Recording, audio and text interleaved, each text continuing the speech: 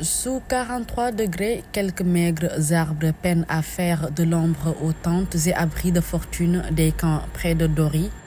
Dans le nord-est du Burkina Faso, des milliers de déplacés ont fui les violences djihadistes vers ces refuges précaires où leur avenir semble sans espoir.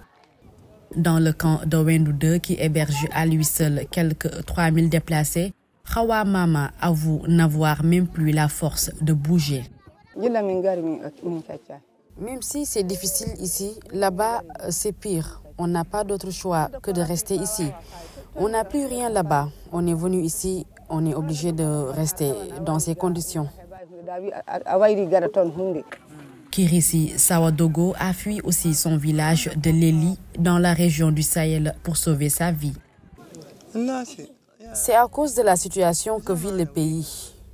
Ils sont venus dans notre village, ils nous ont menacés, ils ont volé notre bétail et ils ont tué des gens. C'est pour cela qu'on a dû fuir et qu'on est arrivé ici. Rarement nommés par les déplacés, ces hommes armés sont généralement des combattants djihadistes liés à Al-Qaïda ou à l'État islamique qui terrorise les populations par des attaques sanglantes depuis près de 10 ans au Burkina Faso.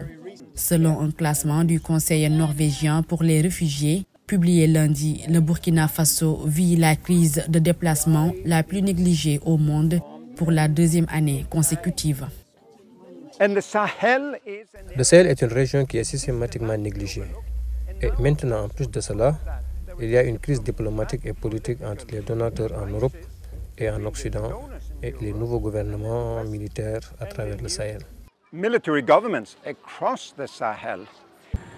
La région du Sahel paie un lourd tribut. Un quart des 2 millions de déplacés internes au Burkina Faso en sont originaires selon des chiffres officiels de mars 2023 qui n'ont pas été réactualisés depuis. En début d'année, 85% des écoles et 69% des infrastructures sanitaires de la région du Sahel étaient fermées, d'après le Bureau de la coordination des affaires humanitaires des Nations Unies.